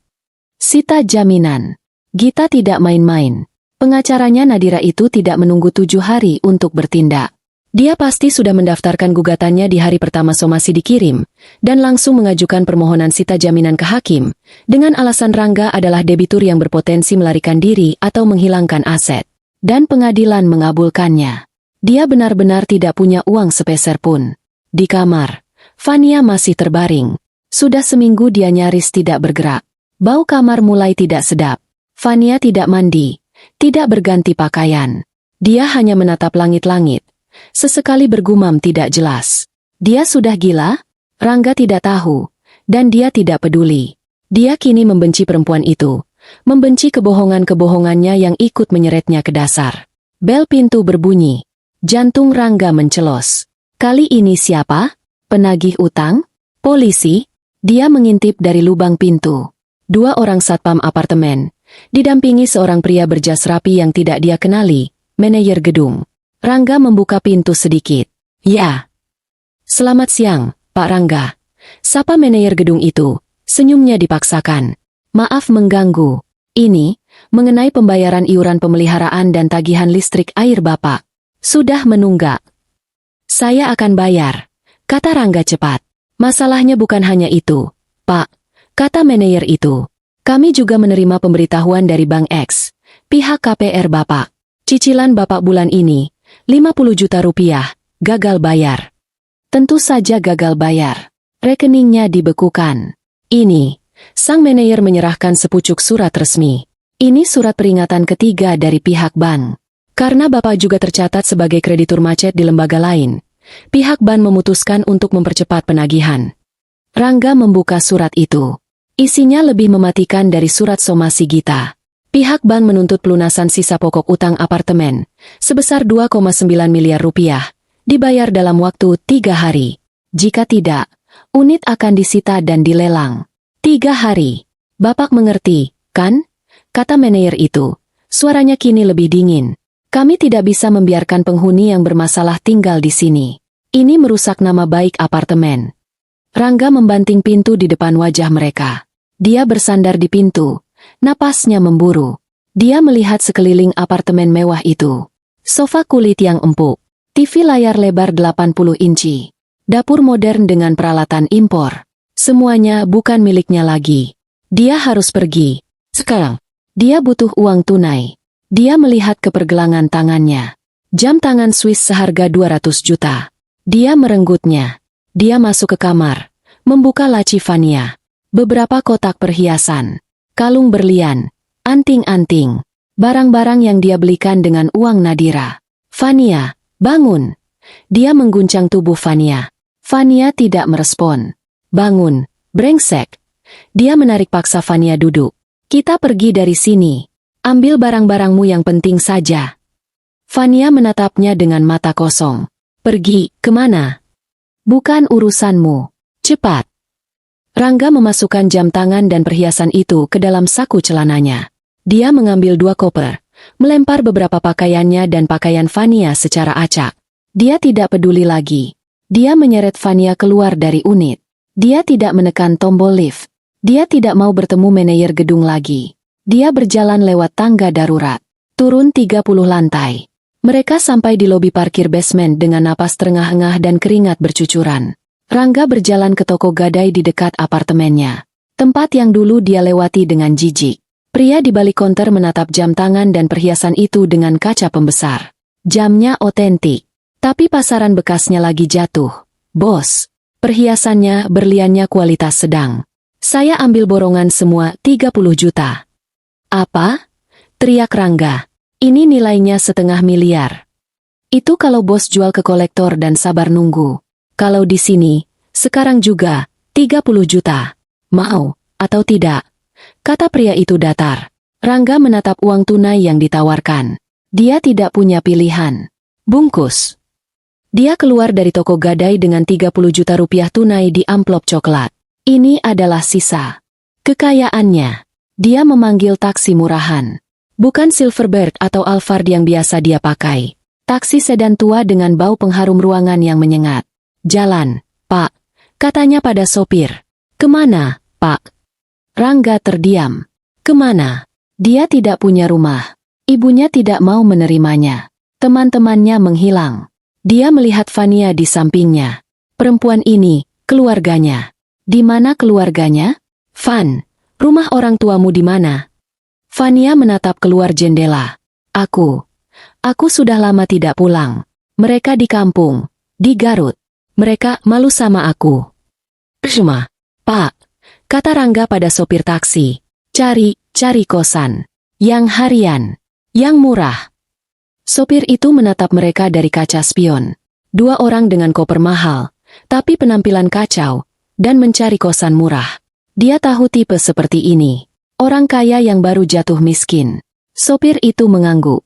Ada, Pak, di daerah kebun kacang. Belakang mal besar. Tapi ya, Bapak tahu sendiri, murah. Antar saya ke sana.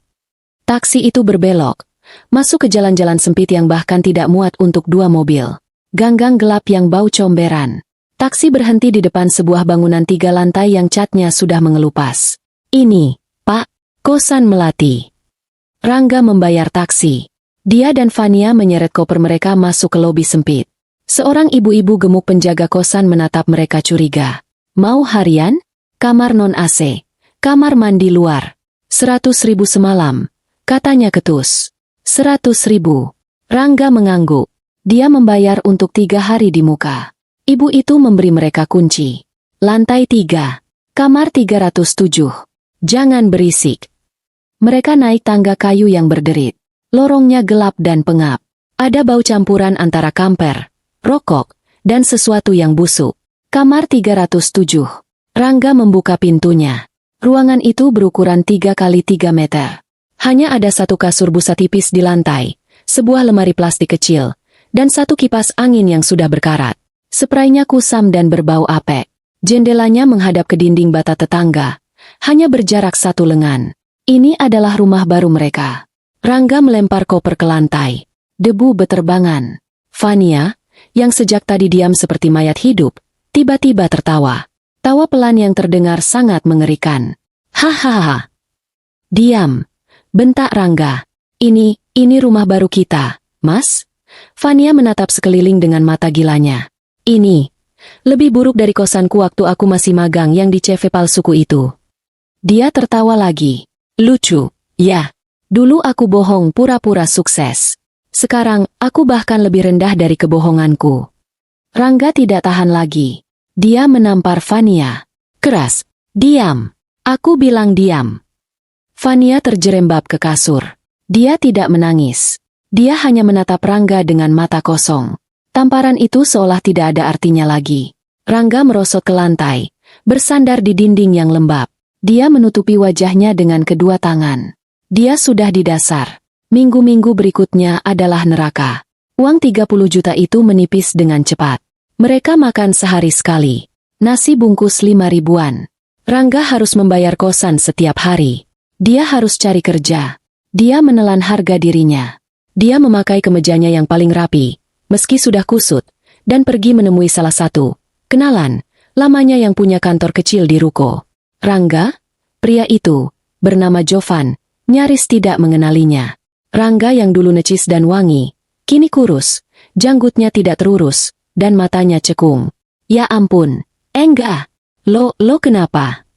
Van, gue butuh kerjaan, kata Rangga, suaranya parau.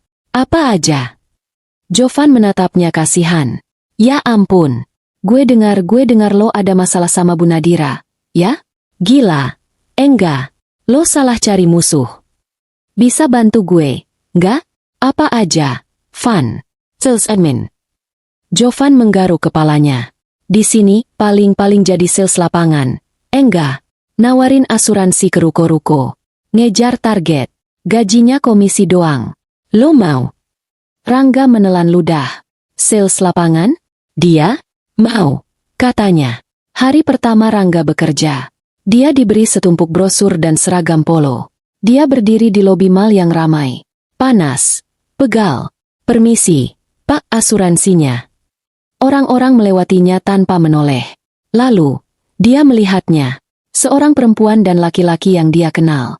Pasangan sosialita yang dulu sering berpesta dengannya. Mereka melihat Rangga. Mereka berbisik. Lalu mereka berbalik cepat, pura-pura tidak melihat, dan masuk ke toko branded di sebelahnya.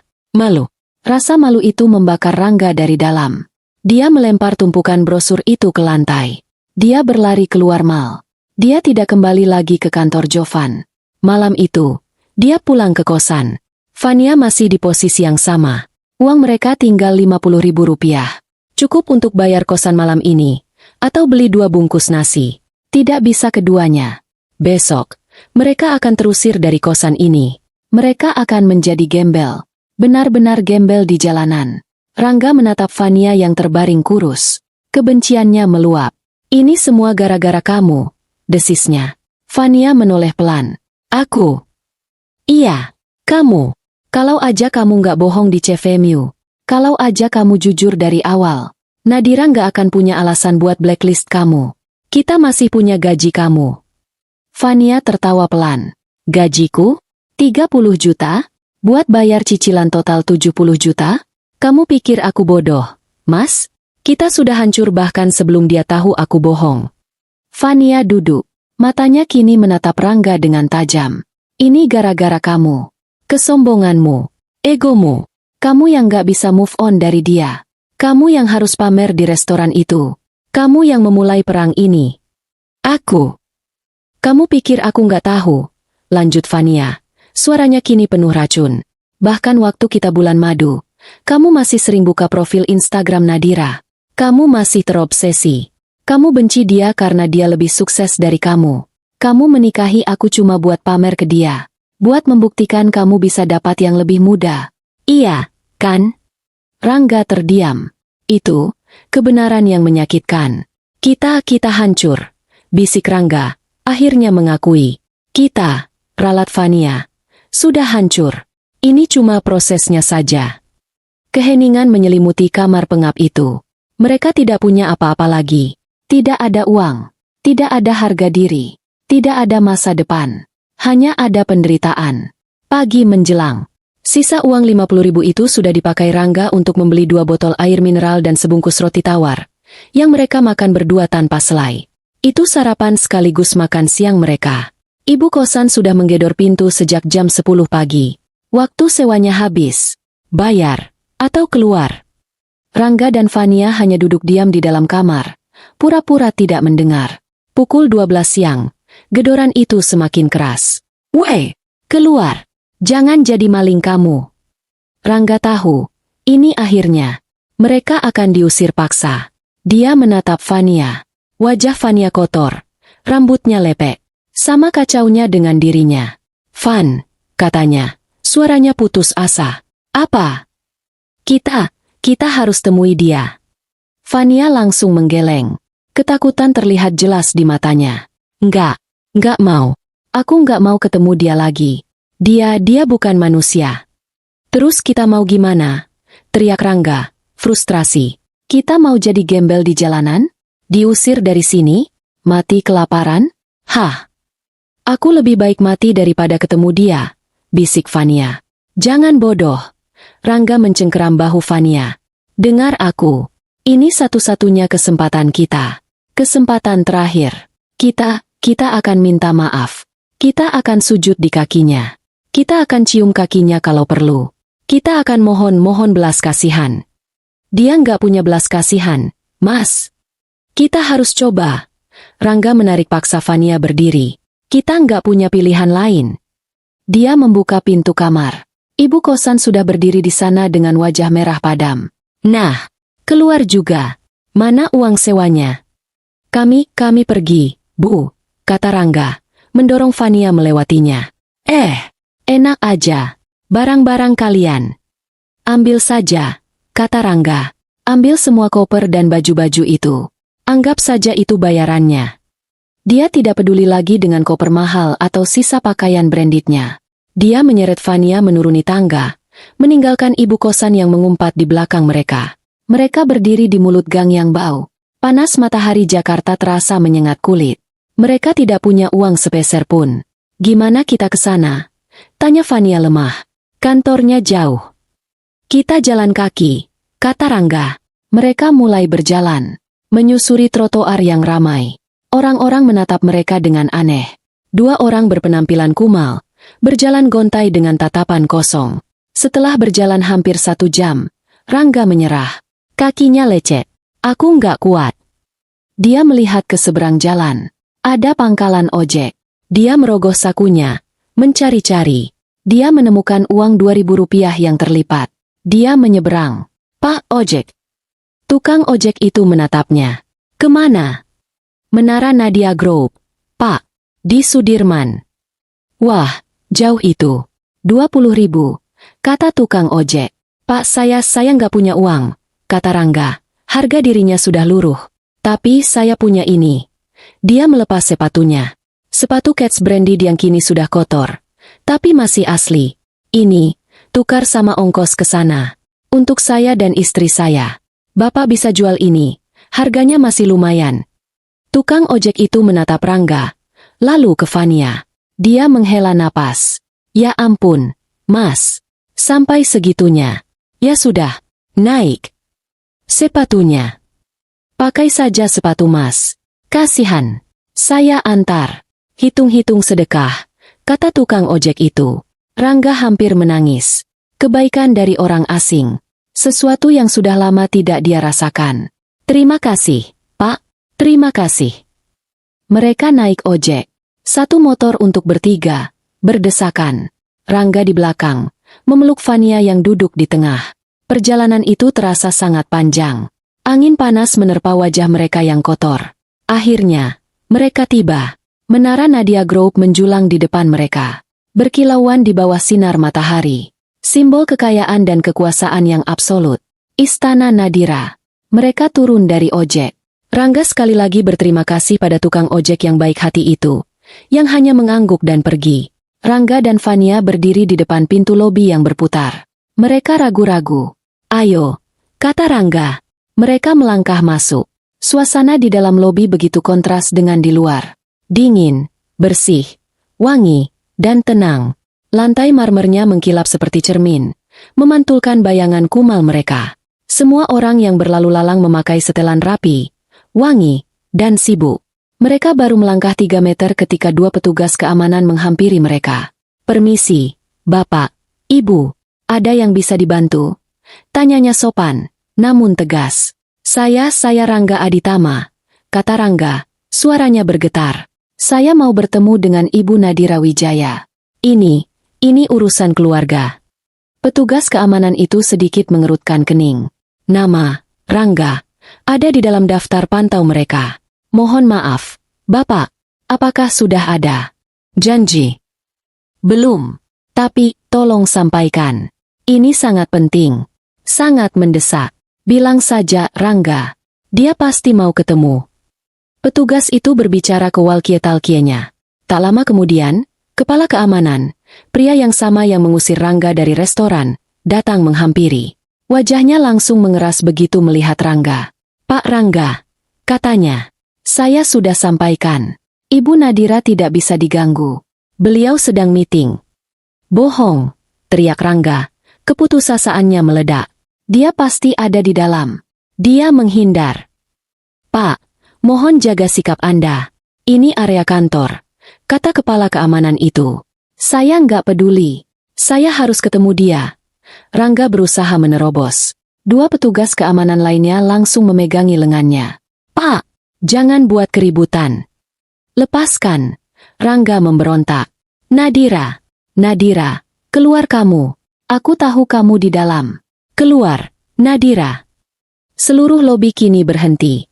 Karyawan yang baru kembali dari makan siang, klien yang sedang menunggu di sofa, semua mata tertuju pada Rangga yang meronta-ronta seperti orang gila.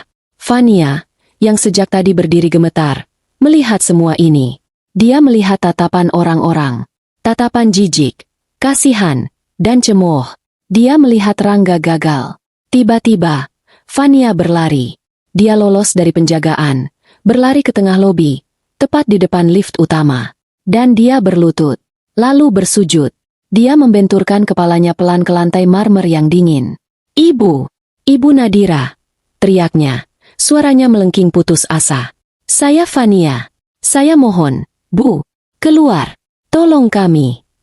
Semua orang terperangah. Ini tontonan yang tidak pernah mereka lihat. Seorang perempuan bersujud di tengah lobi kantor, menangis histeris. Saya minta ampun, Bu. Saya salah. Saya menipu Ibu. Saya pantas dihukum. Isak Fania. Tapi tolong, ampuni kami. Ampuni suami saya. Kami sudah nggak punya apa-apa lagi. Kami akan mati di jalanan. Bu, tolong belas kasihan. Kepala keamanan panik. Dia memberi isyarat anak buahnya untuk menangkap Fania. Tapi Rangga, melihat Fania bersujud, ikut berhenti meronta. Rasa malunya, harga dirinya, egonya semua hancur lebur. Dia berjalan pelan ke samping Fania. Dan dia ikut berlutut. Rangga Aditama, pria sombong yang dulu membuang Nadira, kini berlutut di lobi kantor mantan istrinya. Nat! Bisiknya, suaranya pecah. Nadira, aku minta maaf.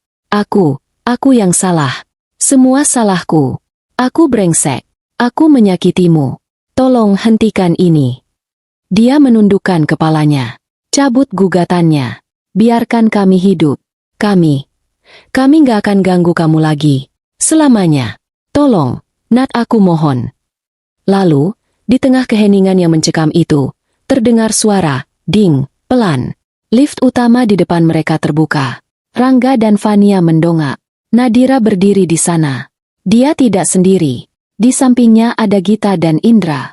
Mereka bertiga tampak baru akan pergi makan siang. Nadira mengenakan setelan kerja berwarna navy blue yang sempurna. Rambutnya terikat rapi. Wajahnya tenang. Dia menatap pemandangan di depannya. Fania yang bersujud, menangis terseduh-seduh. Rangga yang berlutut. Wajahnya kotor oleh air mata dan debu jalanan. Seluruh lobi menahan napas. Fania melihat Nadira. Itu harapannya. Dia merangkak maju di lantai, berusaha menggapai ujung sepatu Nadira yang mahal. Ibu, tolong, ampun. Nadira hanya menatapnya. Lalu dia menatap Rangga.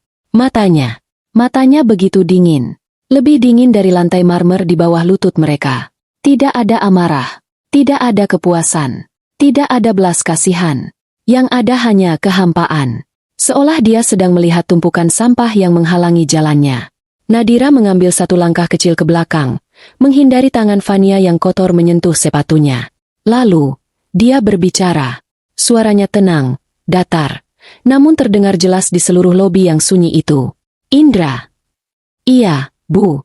Jawab Indra, wajahnya muram. Panggil keamanan. Usir mereka, kata Nadira. Rangga dan Fania membeku.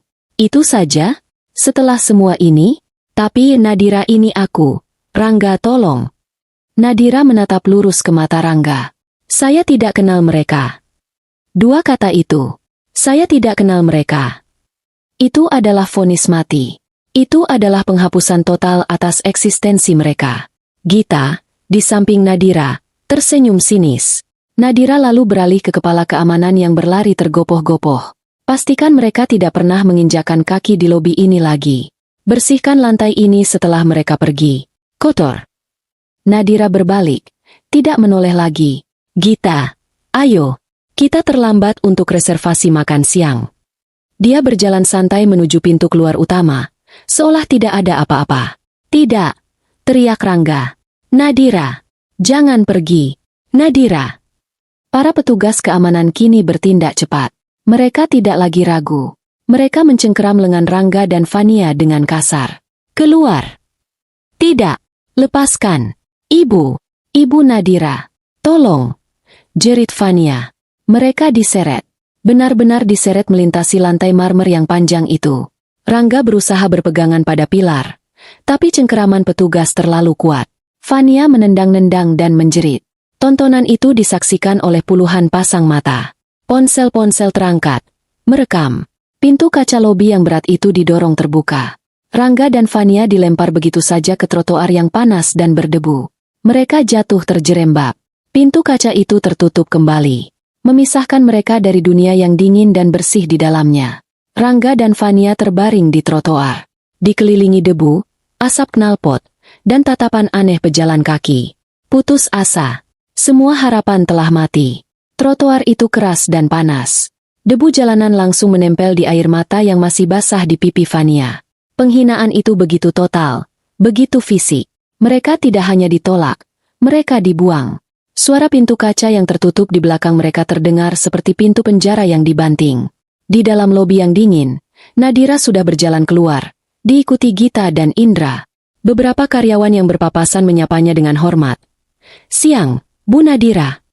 Nadira mengangguk singkat, seolah baru kembali dari rapat biasa. Dia tidak goyah. Dia tidak menoleh ke belakang.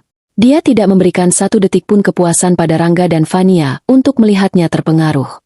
Di luar, di trotoar, Rangga masih berlutut. Dia menatap aspal. Otaknya kosong. Dia telah memainkan kartu terakhirnya, kartu belas kasihan, dan kartu itu ditolak mentah-mentah. "Saya tidak kenal mereka," kata-kata Nadira itu terngiang-ngiang. Penghapusan total. Fania, di sampingnya, tertawa. Tawa kering yang serak. Sudah ku bilang, Mas, dia bukan manusia."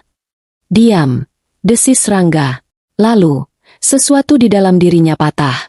Rasa putus asa itu menguap, berganti menjadi satu-satunya emosi yang tersisa, amarah buta. Dia bangkit berdiri. Langkahnya goyah. Dia pikir dia siapa? Gumamnya. Dia pikir dia Tuhan. Dia melihat sekeliling. Beberapa orang yang lewat masih menatap mereka. Beberapa, yang di seberang jalan, bahkan mengangkat ponsel, merekam adegan memalukan dua orang gembel yang diusir dari gedung mewah. Rangga melihat salah satu ponsel yang mengarah padanya. Dia tidak lari. Dia tidak bersembunyi. Dia berjalan ke tengah trotoar, menatap lurus ke arah orang-orang yang merekamnya. "Iya, rekam. Rekam saya," teriaknya. Suaranya parau. "Kalian mau tahu ini ulah siapa? Kalian mau tahu siapa iblis yang duduk di puncak menara itu?" Fania menarik-narik ujung kaos Rangga yang kotor. "Mas, jangan, ayo pergi, malu." "Malu?" Rangga menyentak tangan Fania. "Kita sudah nggak punya apa-apa lagi. Buat apa malu?" Dia kembali menatap kamera-kamera ponsel itu. "Nadira Wijaya, CEO Nadia Group. Itu mantan istri saya. Dia melakukan ini semua." Suaranya semakin keras, menarik lebih banyak perhatian. "Dia membuang saya. Dan sekarang dia menghancurkan hidup kami. Dia memblacklist istri saya. Dia mengambil semua uang saya. Dia membuat kami jadi gembel. Ini yang dia lakukan." Dia menunjuk ke gedung di belakangnya. "Dia duduk di sana, di istananya, menertawakan kita. Dia pikir dia bisa menghancurkan orang seenaknya. Tapi saya nggak akan diam. Ini adalah ancaman kosongnya. Teriakan terakhir seekor hewan yang sekarat. Saya akan bilang ke media. Saya akan bilang ke semua wartawan. Siapa Nadira Wijaya sebenarnya? Perempuan pendendam. Perempuan gila harta. Dia." Sebelum Rangga bisa melanjutkan, sebuah motor patroli polisi yang kebetulan lewat, berhenti. Dua petugas turun. "Ada apa ini ribut-ribut? Bubar. Bubar. Jangan bikin macet," kata seorang petugas. "Bapak ini." Petugas lainnya menunjuk Rangga. "Kenapa teriak-teriak? Bikin onar, ya? Ikut kami ke pos." Rangga tertawa. "Pos? Mau tangkap saya? Tangkap saja. Sekalian. Biar semua orang tahu." Para petugas itu saling berpandangan. Ini orang gila. Mereka tidak mau repot. "Sudah, Pak, pergi dari sini. Jangan bikin masalah. Atau bapak saya angkut beneran." Rangga menatap petugas itu. Lalu dia menatap Fania yang gemetar ketakutan. Dia kalah. Bahkan polisi pun menganggapnya sampah. Dia tidak mengatakan apa-apa lagi. Dia menarik lengan Fania dengan kasar. "Ayo pergi." Mereka berjalan tertatih-tatih menjauh dari menara Nadia Group. Tanpa tujuan. Tanpa harapan. Video itu, tentu saja, viral. Dalam 1 jam, klip berdurasi 1 menit berjudul, "Pria ngamuk diusir dari menara Nadia Group", sebut nama CEO, sudah beredar di berbagai platform media sosial. Di restoran Prancis tempat Nadira makan siang, ponsel Gita bergetar. Asistennya mengirimkan tautan video itu. Gita menontonnya tanpa suara, menggunakan earphone. Wajahnya tenang. Nadira sedang asyik mendiskusikan hidangan penutup dengan Indra, tidak menyadari apa yang sedang ditonton sahabatnya. Setelah selesai menonton, Gita tersenyum sinis. Dia benar-benar bodoh, gumamnya. Siapa? Tanya Nadira, sambil menyeka mulutnya dengan serbet. Si Rangga. Dia baru saja memberi kita peluru terakhir, kata Gita. Dia menunjukkan video itu kepada Nadira. Nadira menonton. Dia melihat Rangga berteriak-teriak, menuduhnya. Dia melihat Fania yang menangis di latar belakang. Dia melihat petugas polisi yang membubarkan mereka. Ekspresinya tidak berubah. Dia hanya mengangguk pelan. Dia menyedihkan. Lebih dari menyedihkan. Dia baru saja melakukan pencemaran nama baik di depan umum. Terekam, kata Gita. Dan dia mengancammu. Ini sempurna. Lalu? Tanya Nadira. Biar aku yang urus, kata Gita. Dia mengeluarkan ponselnya dan menelepon tim humas serta tim legalnya. Siapkan rilis pers. Sekarang juga. Dalam 30 menit, saat Nadira sedang menikmati creme brulee-nya, serangan balasan itu diluncurkan. Serangan itu bukan berupa teriakan.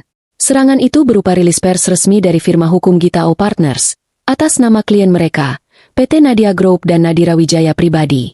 Rilis pers itu dingin, profesional, dan mematikan. Menanggapi video yang beredar, begitu bunyinya, kami perlu meluruskan beberapa fakta untuk menghindari misinformasi publik. 1. Individu perempuan dalam video tersebut, Saudari Fania Anastasia, adalah benar mantan karyawan PT Nadia Group yang diberhentikan dengan tidak hormat.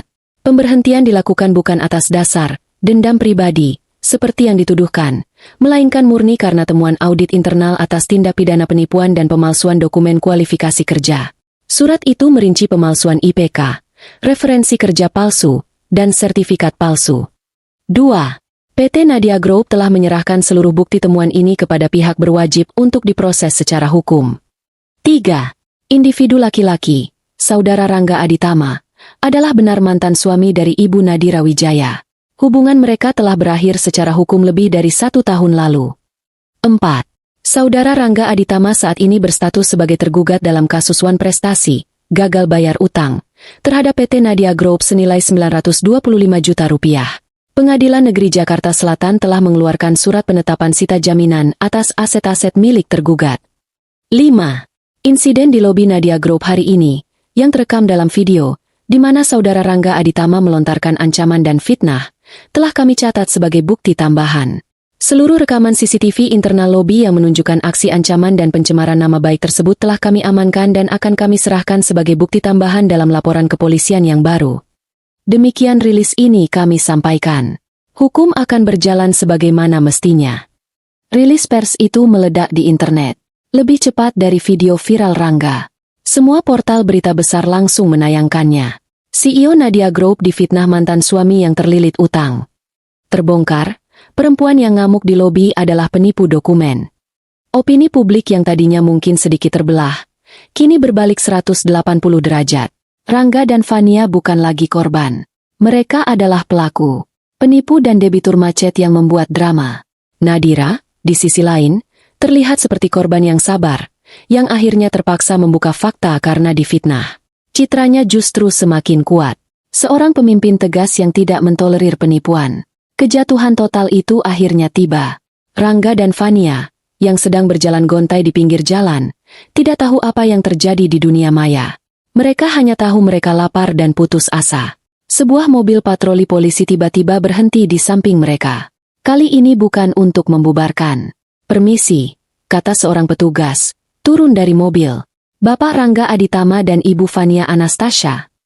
Rangga membeku. Iya. Saudari Fania, kami mendapat laporan resmi dari PT Nadia Group atas dugaan pemalsuan dokumen. Anda harus ikut kami ke kantor polisi untuk dimintai keterangan, kata petugas itu. Fania menjerit. Dia mencengkeram lengan Rangga. Enggak mau. Mas, tolong aku. Tunggu, Pak, kata Rangga. Ini cuma salah paham. Dan Bapak Rangga, petugas lainnya menatap Rangga. Kami juga mendapat laporan pencemaran nama baik dan ancaman. Bapak juga ikut. Ini akhirnya. Fania meronta-ronta ketika petugas perempuan mencoba memegangnya. Enggak mau. Lepaskan.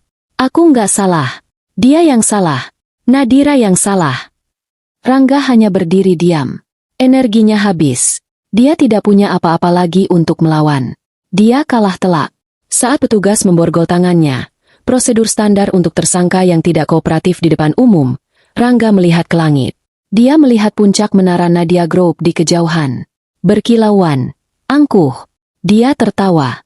Tawa putus asa. Mereka digiring masuk ke mobil polisi. Aset terakhir Rangga, sisa uang 800 juta di rekeningnya, tidak lagi hanya dibekukan. Hari itu juga, pengadilan mengeluarkan putusan yang mengesahkan penyitaan penuh uang itu sebagai pembayaran sebagian atas utangnya kepada Nadia Group. Mereka benar-benar miskin. Mereka terhina di depan umum. Dan kini, mereka menjadi pesakitan. Di dalam mobil polisi, Fania menangis histeris. Rangga hanya menatap kosong keluar jendela. Dia tahu dia tidak akan pernah melihat Nadira lagi. Dan dia tahu, dimanapun Nadira berada, perempuan itu pasti sedang tersenyum. 6 bulan kemudian, aula besar di Marina Bay Sands, Singapura, dipenuhi oleh para investor, jurnalis, dan mitra bisnis. Panggungnya megah, dengan layar LED raksasa menampilkan logo Nadia Group yang berputar pelan dengan latar belakang cakrawala Singapura. Nadira berdiri di podium. Dia mengenakan gaun sutra berwarna biru tua yang elegan. Rambutnya disanggul modern, menampakkan leher jenjangnya. Dia terlihat tenang, berkuasa, dan damai. Ini adalah acara peresmian cabang baru Nadia Group di Singapura. Langkah besar pertama perusahaannya untuk merambah pasar Asia Tenggara. Integritas, kata Nadira. Suaranya yang tenang menggema di seluruh aula melalui pengeras suara. Banyak orang berpikir bisnis hanya soal angka, soal profit, soal pertumbuhan. Mereka tidak salah. Tapi bagi saya, semua angka itu tidak ada artinya jika tidak dibangun di atas fondasi yang kokoh. Dia berhenti sejenak. Matanya menatap para hadirin. Fondasi itu adalah integritas. Fondasi itu adalah kejujuran. Fondasi itu adalah kepercayaan. Nadia Group tidak akan pernah mentolerir penipuan. Kami tidak akan pernah berkompromi pada kualitas. Dan kami akan selalu menghormati kepercayaan yang telah Anda berikan. Pidatonya disambut tepuk tangan meriah. Kami membangun istana kami, lanjutnya, bukan untuk menyombongkan diri, tapi untuk membuktikan bahwa dengan kerja keras, ketegasan, dan integritas, kita bisa membangun apa saja. Hari ini, kita meletakkan batu pertama istana kita di Singapura. Terima kasih. Tepuk tangan kembali membahana. Nadira tersenyum, senyum tulus yang kini lebih sering terlihat di wajahnya. Dia turun dari panggung, disambut oleh Gita yang langsung memeluknya. Luar biasa, Nat. Membangun istana. Aku suka itu. Bisik Gita. Aku hanya bicara fakta, kata Nadira sambil tertawa kecil. Malam itu, di pesta perayaan di rooftop bar hotel, Gita mengangkat gelas sampanyenya. Untuk Nadira. Dan istananya yang semakin besar. Untuk kita, ralat Nadira, mendentingkan gelasnya. Mereka menatap pemandangan kota Singapura yang gemerlap. Oh, ya, kata Gita tiba-tiba. Kamu tahu, aku dapat kabar dari tim legal di Jakarta. Soal apa? Tanya Nadira, menyesap minumannya. Kasus mereka. Sudah putus. Nadira terdiam sejenak. Mereka. Dia bahkan hampir lupa siapa yang Gita maksud. Fania, lanjut Gita, terbukti bersalah atas pemalsuan dokumen. Dihukum 1 tahun 6 bulan penjara. Dan Rangga? Tanya Nadira, nadanya datar. Pencemaran nama baik dan ancaman. 6 bulan penjara. Tapi karena dia kooperatif dan utangnya dianggap lunas, setelah asetnya disita, hukumannya percobaan. Dia bebas. Tapi dia harus wajib lapor. Dan dia bangkrut total. Reputasinya hancur. Tidak ada yang mau berbisnis dengannya lagi. Nadira mengangguk pelan. Hukum sudah berjalan. Kamu tahu, kata Gita, menatap sahabatnya. Fania, dia melahirkan di penjara. Anak laki-laki. Nadira tidak bereaksi. Dia hanya terus menatap lampu-lampu kota. Kamu tidak merasa apa-apa? Tanya Gita pelan. Nadira membalikkan badan, bersandar di pagar kaca. Aku merasa damai, Git. Apa yang terjadi pada mereka, itu bukan urusanku lagi. Itu pilihan mereka sendiri. Aku sudah lama memaafkan apa yang Rangga lakukan padaku. Tapi aku tidak bisa memaafkan apa yang Fania lakukan pada perusahaanku. Dan aku hanya membersihkan rumahku. Sekarang, rumahku bersih. Dia tersenyum. Ayo, aku lelah. Besok pagi kita harus kembali ke Jakarta. Beberapa hari kemudian, Jakarta. Hujan deras mengguyur kota sore itu, mengubah jalanan menjadi sungai coklat yang macet total.